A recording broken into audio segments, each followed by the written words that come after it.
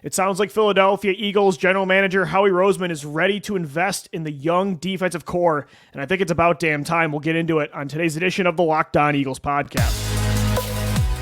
You are Locked On Eagles, your daily Philadelphia Eagles podcast. Part of the Locked On Podcast Network, your team every day.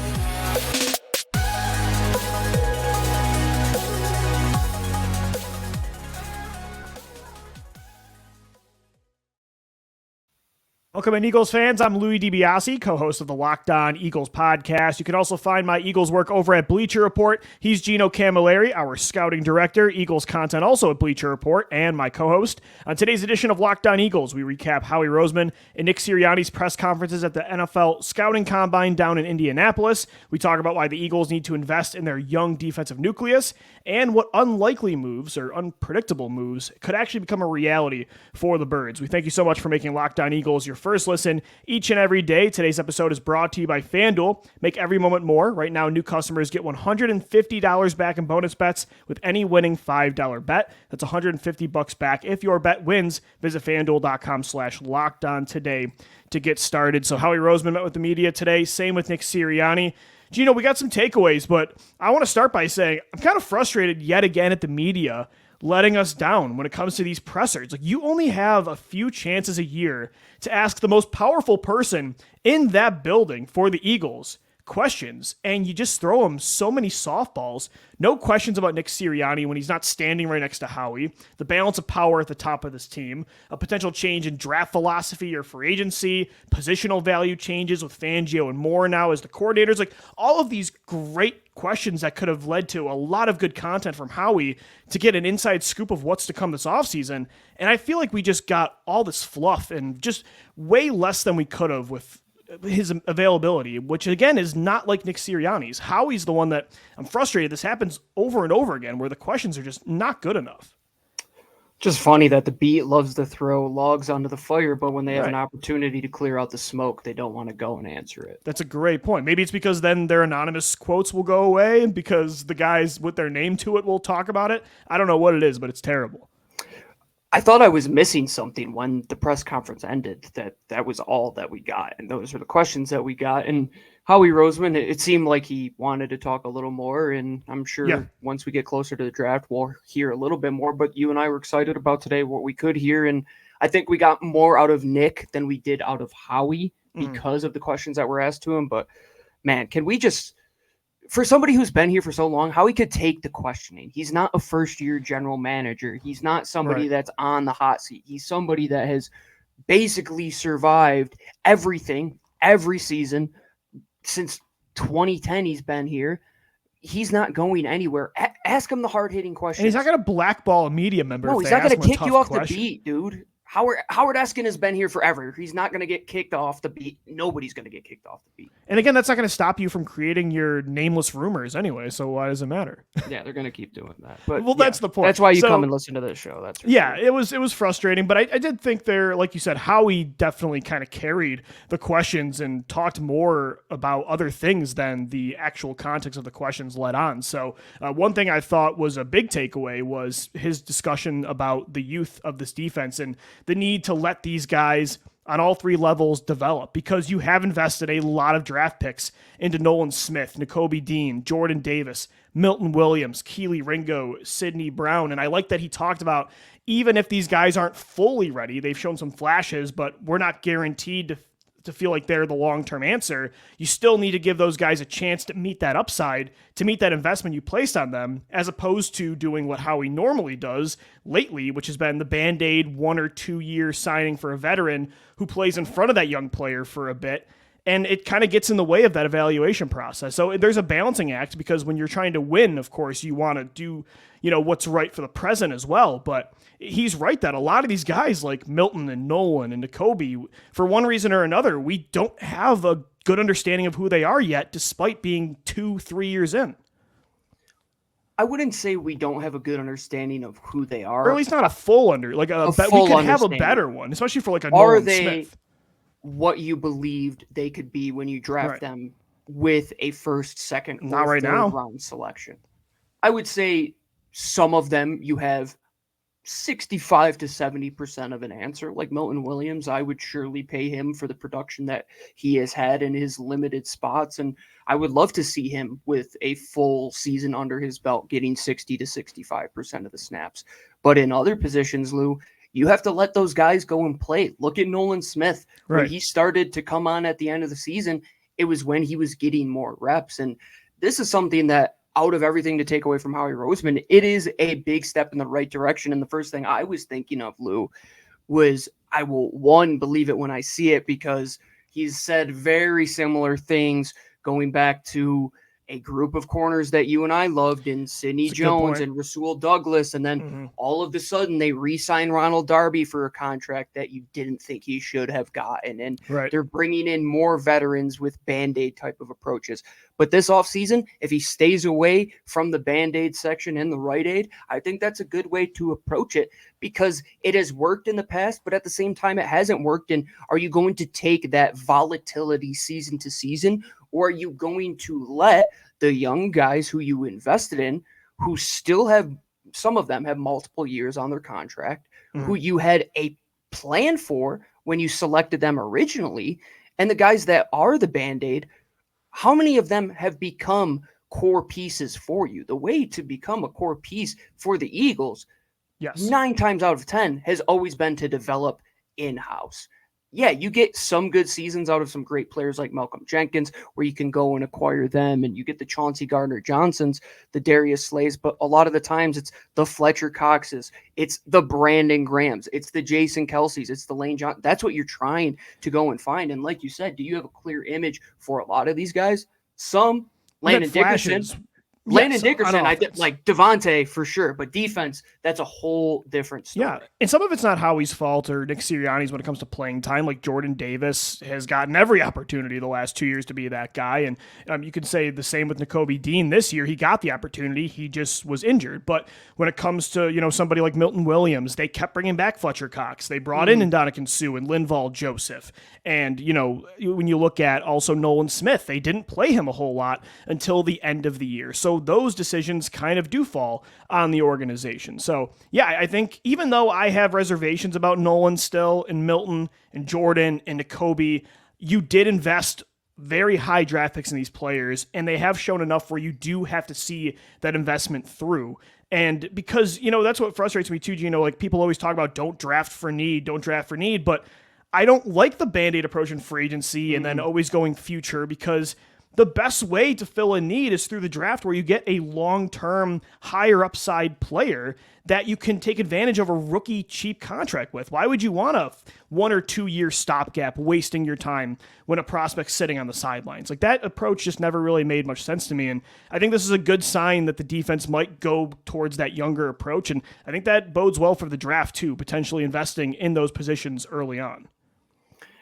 And I believe they have a real world example that they can turn to last season that is exactly what we were talking about. Look at Keely Ringo, right? Yeah. The plan was it's going to be James Bradberry on the outside and Darius Slay, right? Well, Darius Slay goes down and all of a sudden James Bradberry cannot play. Well, did they even put Josh Jobe on the field towards the end of the season? No, they only played him at outside corner for the first half of the year. Then they started to go younger.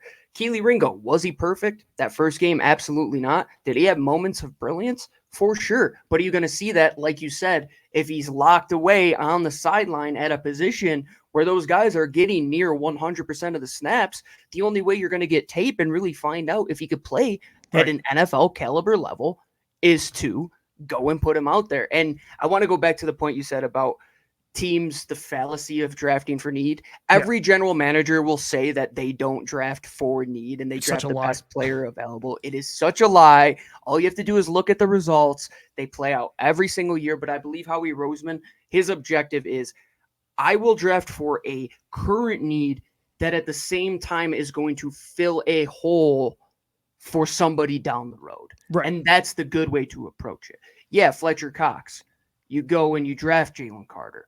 You had that he's going to be our heir apparent type of approach. Those are the moves that you have to make. But let's get Landon Dickerson and keep him at center and never move him to guard because we want to replace him with Jason Kelce, that would have been a terrible idea and a terrible use of resources. So they have to keep doing that and letting these young guys play.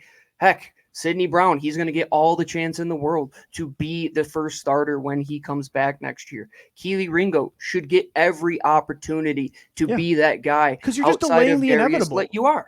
That's the thing. Like when you sign, I'm not saying don't use free agency as a way to bring in long-term players, but to me, it's like when you sign a 1-year veteran at safety to play in front of Sidney Brown, like sure, if you don't believe the rookie is ready to go, then of course you don't just force him into the lineup. But just because a player's younger on a rookie deal doesn't mean they can't play right away. There are so many rookies every year. Look at last year with Greedy Williams. We thought he was a lock to make the roster prior to the season. You're like, oh no, they have all these guys that they would be much better suited to keep and see if they can develop because of the unknown, Lou. The unknown is so powerful in the sport of general managers hanging on to what could be, and especially Howie Roseman. How many times has he just prolonged the inevitable? Yeah. Sometimes for the worse, sometimes for the better. BG for the better, guys like JJ Arcega-Whiteside for the worst, and Derek Barnett.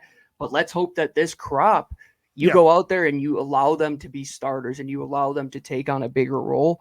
Let's hope that you get the flashes of brilliance that you saw from Keely and Sidney Brown down the stretch. And even some young linebackers are going to be playing big minutes for you. And Nakobe Dean, can he step up? And we're going to see a defense without potentially 55 and 91. So a lot of things are going to change. And for the better. Enough with the Band-Aids, man. They come off in the pool. Nobody likes them. They're gross. No, exactly. It's a great way to put it. It sounds promising for Howie. And again, maybe this means he's willing to go big and on the draft as the fix this year for defense, and it's not through free agency. We'll see what happens. He did make some comments, though, about some veterans on the team right now that do kind of contradict his comments. So we will get into that coming up next right here on the Locked On Eagles podcast.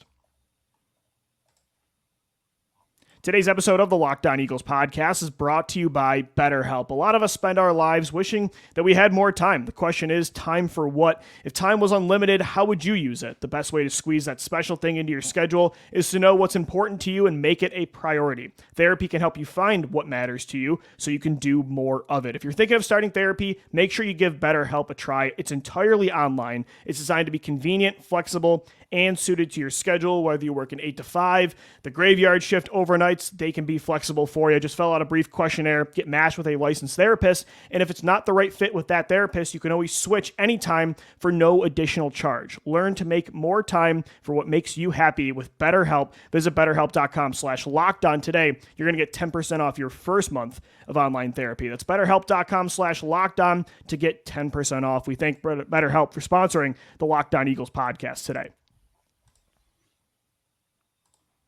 We thank you so much for making Locked On Eagles your first listen each and every day. Guys, want to let you know that Locked On has launched the first ever national sports 24/7 streaming channel on YouTube, and now it's also available on Amazon Fire TV and the free Fire TV channels app. Locked On Sports Today is here for you 24/7, covering the top sports stories of the day with the local experts of Locked On, plus our national shows covering every league. Find Locked On Sports Today now available on the free Fire TV channels app. So, some good quotes today from Howie Roseman, Gino, at the Combine. He had a lot to say about the youth of the defense, and he also did comment, though, about some veterans on the team right now. And I think it's funny because there are certain takes and moves every year that a hive mind almost forms around, where we all assume things are going to go one way, right? Howie's going to do one thing.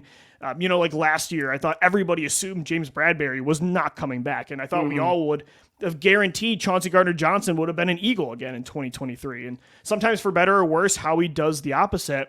This year, I think we've assumed a lot about James Bradberry getting cut, Kevin Byard, DeAndre Swift.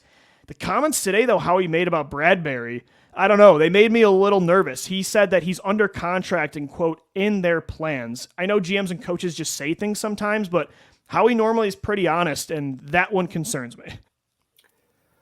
In their plans could mean that their plan is to tag him as a post-June 1 designation. That would be great. I hope that's what he meant. Yeah. And he does say a lot of tongue-in-cheek things that at the same time I do get where the beat reporters are coming from, where it's like, are we even going to try with this guy? But he was honest about Reddick today. He was, and he doesn't know. That's what makes me nervous about the Bradberry comments.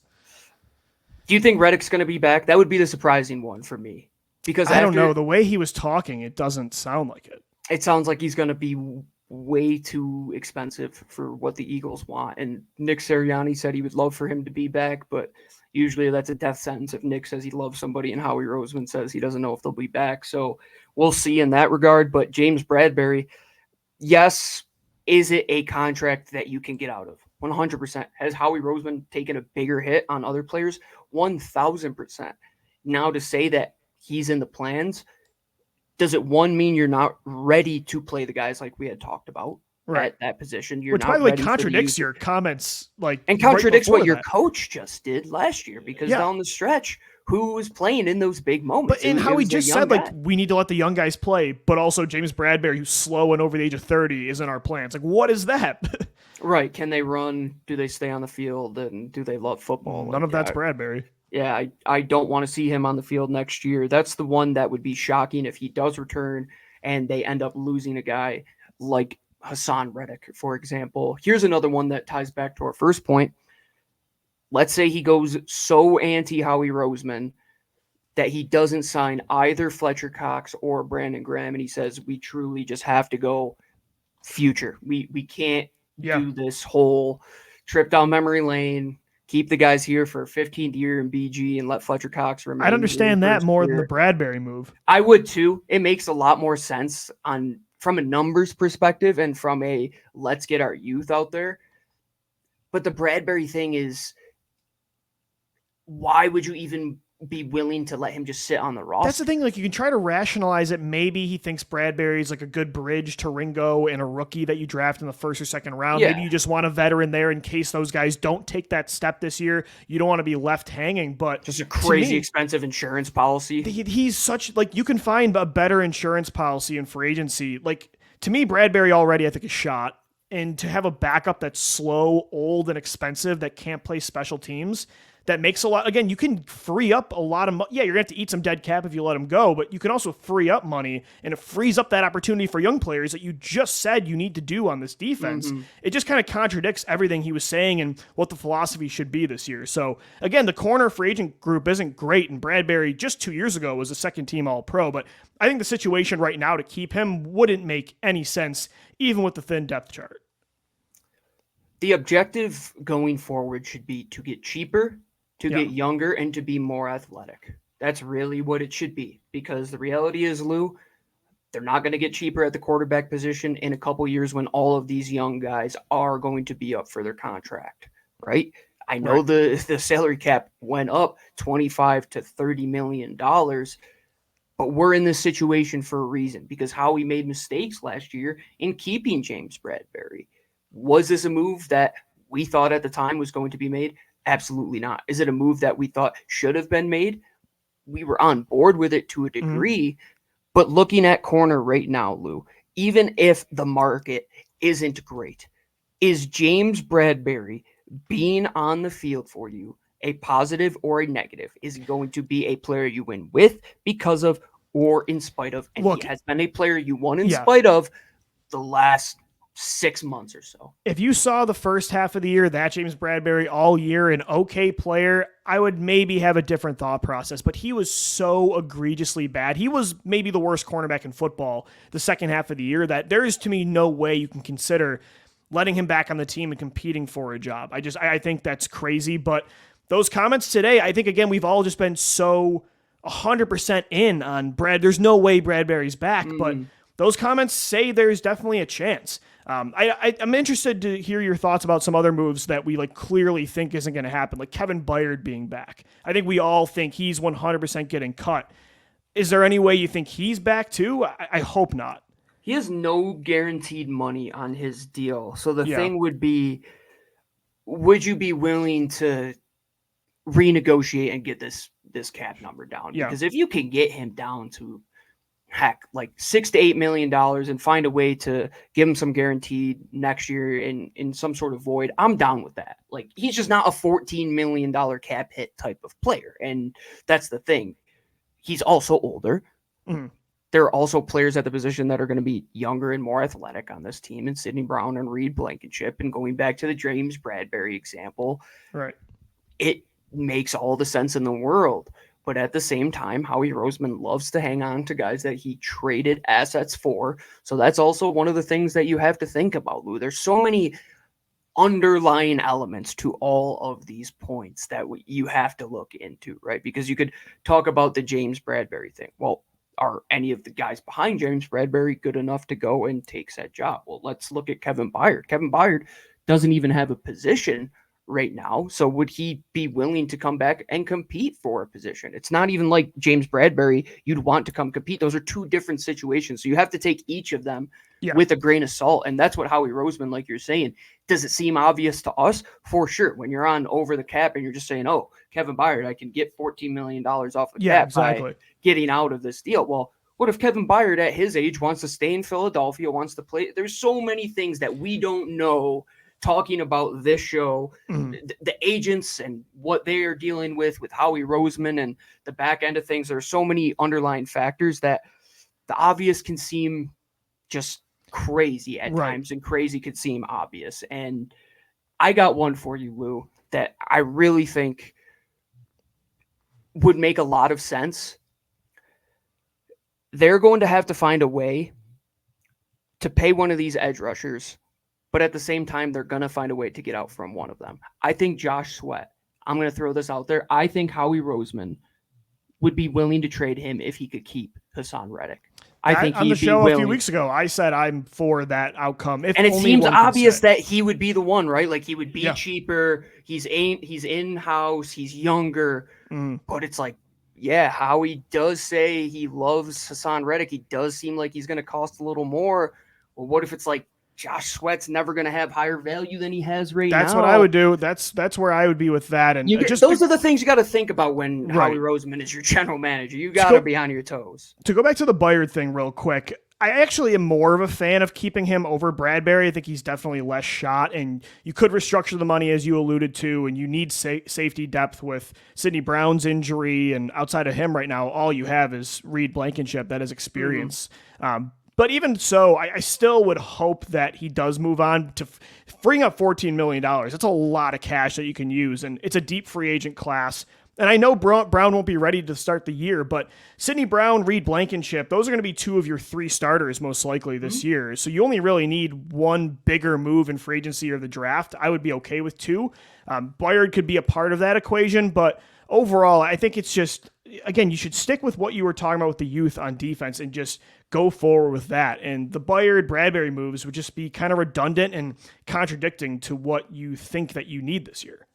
And at the same time, I know I said the youth, the athleticism. You also have to talk about positional value. Like that's why I focus on the Hassan Reddick trying to keep him. Like Howie Roseman's going to value paying that type of player so much more than spending $14 million on the cap for Kevin Byard, right? That's a crazy number to keep. Even if you retain him, Gino, like a restructure, even $6 to $7 million to me is too much considering the alternatives.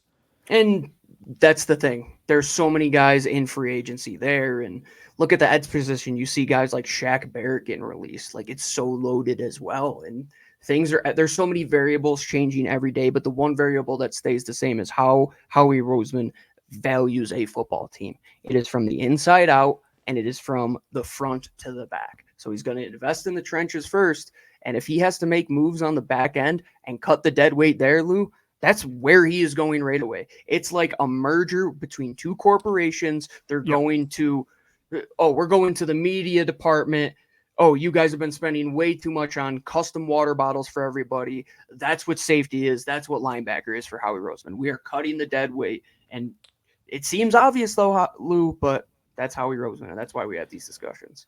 All right, let's talk Nick Sirianni coming up next. He talked about Jalen Hurts' leadership style, talking about how he wants Jalen to remain authentic. Is that the right approach for Hurts heading into next season? We'll get into that coming up next right here on Locked On Eagles. As we roll on, this episode of LOE is brought to you by our friends over at FanDuel. Get buckets with your first bet on FanDuel, America's #1 sportsbook, because right now, new customers get $150 in bonus bets simply by winning any $5 bet. All you need, an Abraham Lincoln, win that bet, and you're going to get $150 in bonus bets if your bet wins. The NBA season is rolling on. The NFL draft is right around the corner, and you can bet on draft props coming up. We'll be all over them as we roll on. And if you want to get in on the action today, all you have to do is visit FanDuel.com/lockedon and shoot your shot. FanDuel, the official sportsbook partner of LOE, the Locked On Podcast Network, and the NBA. All right, Eagles fans, we're wrapping up this Tuesday edition of the Locked On Eagles podcast. Howie Roseman and Nick Sirianni met with the media today at the 2024 NFL Scouting Combine.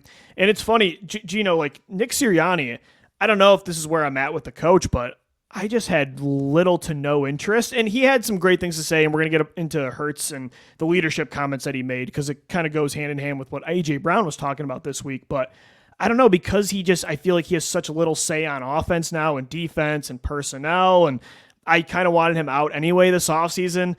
It was kind of interesting for me to just be so disinterested in his presser today. I don't know if that's how other people's felt, but that's kind of where I was at. It's like the guy that has told you the same story 1,000 times. You're like, dude, I've heard it. I don't want to. And he just feels like a talking head now. I just don't trust that he has any legit power, and I don't know if I want him to have it. It was a weird place to be in watching that. I still think that the team trusts him and the guys trust him. And he did have one quote today that John Clark tweeted out. And this was talking about him and Kellen Moore coming together. And this is what I thought was the biggest takeaway for me and how he's going to move on and kind of mold his offense and kind of change it from what it was. And he said, it's a meshing of two systems to grow in both systems so we can put the best product on the field. So that's why this kind of stayed similar. It's because we're going to be doing a lot of different. Isn't that a great quote from Nick Sirianni to just jumble his words like that? That was so terrible of him on that second sentence. I'm sorry. We're going to be doing different things, but also we're going to be doing things that we've been successful at as well. Obviously, those guys that I just mentioned on offense have been here through the success, and I look forward to growing from that. And I know I joked about that second sentence just being a jumble on words, but I think that third line really does kind of mesh what Nick Sirianni has to do. He can't go away from what worked completely with Jalen Hurts and just adapt this Kellen Moore philosophy. But at the same time, why they probably took a step down in 2023 was because they only went with what they knew and they did nothing different. So now Kellen Moore brings this objectivity, this third party non-bias of, okay, let me see your offense, Nick Sirianni. Oh, these ideas work? Well, I have some ideas from my offense here in Los Angeles that I believe can work as well. And if Nick Sirianni is going to practice what he preaches and truly be that collaborative guy, which I would say is one of his best assets over the last couple of years, Lou, with how much he trusted Shane Steichen and how they came together. And maybe it kind of was his downfall with Brian Johnson. If he's going to own up and do what they have to do to be a successful offense, it has to be the meshing of minds with Kellen Moore, Nick Sirianni, and Jalen Hurts. There might not be three more important people in that offensive building, and I'm glad he focused on that today. Yeah, I like that he talked about Jalen Hurts' leadership too, because it's been a big talking point this offseason. A.J. Brown brought it up when he called into WIP, and they both really highlighted Jalen's need to stay authentic as a leader, and that's kind of the opposite of what a lot of these stories have been saying coming out, that people inside the building want him to be more vocal at times, and it is interesting. I think there's a little bit of truth to both sides. Like, you want Jalen to be authentic, you know, that stoic, reserved leader. That is who he is. It's part of what makes him great, and you want him to be that guy because, again, that's who he is. And 2 years ago, we said that's what made him maybe the greatest leader of all time at this position for the Birds. But I will say I do kind of agree with some of the comments of, I think everybody on that team, everybody needs a different leadership style, and every year poses a different set of circumstances. And Jalen even said it at the end of his press conference at the end of the year, where every year calls for a different version of me. And I do think some players might need a more vocal Jalen. And that to me wouldn't be unauthentic, Gino, because you've seen pregame, postgame in the locker room, on the sidelines. He can be rah-rah. He can be emotional. He's a powerful speech guy. Like, he can say a lot of incredible things. People make fun of it at his pressers all the time, but I think it wouldn't be unauthentic for him to be more vocal this year. So I think it's a balancing act. I think it's a little bit of both. And that's a great way to kind of tie what I was bringing up with the Kellen Moore situation and Jalen Hurts, is that you have to evolve in today's day and age. Right. The NFL is just a true, it's a live role play of Darwinism, of survival of the fittest and finding the way to adapt before somebody else adapts. And like you're saying, Lou, do some guys require a different way of leadership? 100%. I mean, you could see that coaching youth sports? Are there little kids that if you yell at them, they're going to cry over in the corner? Or are there other kids that are going to go? That was me. I shut down when a coach was hard on me. Oh yeah, don't yell at me. I'm not that kind of guy. Right, exactly. Yeah. And that's the interesting part is Jalen never was trying to be a jerk, sitting there being quiet when like the team was losing and that kind of stuff. But to me, he wasn't being selfish, but someone like me, I know me personally, if things are not going well at work or in a situation like that, and your main leader is not being vocal, like that would affect me at least. So Jalen, again, he is being authentic. There's nothing fake about it, but I do think some guys in a situation as unique as that, where you're having a historic drop off, maybe needed him to be different in that situation. And I think there can be truth to, he needs to switch it up a little bit, but also like AJ Brown says, Nick Sirianni, he needs to be true to himself because that's part of what makes him great. It's just being more self-aware from all of these guys is what I really think it is. Just situationally knowing what is happening at a certain point in time. And especially Nick Sirianni, he's like me, man. Like, I hate to say that I have more in common with him than I'd like to believe, but like that hot-headed Italian mentality, like it can get the best of you at times. And you hear that story about how Big Dom apparently is his like care bear and like keeps him in check. Maybe that was the truth, and maybe these guys need to find a way to put themselves in a better position, which will then put the team in a better position. Because you're only going to go as far as, like you said, if you see your leader over on the sideline bickering with your quarterback, dude, who's going to be ready to go out on the field when things are going wrong? Nobody is. So those two guys especially, I'm glad that Nick Sirianni said it in front of the public, and I'm sure they've had these discussions at the exit meetings last year and talking each and every day. And if these guys are smart and they are self-aware and they are in these positions and they are given another chance, which they have been, the way that they're going to continue to survive and adapt is to do exactly just that. I'm glad they backed him up, though, and talked about the authenticity of Jalen, because I think his leadership style this year was being painted in a negative light when he literally was the exact same guy he was in 2022. And the only difference is they weren't winning games. So I don't think suddenly this year, compared to 2022, he became worse as a leader.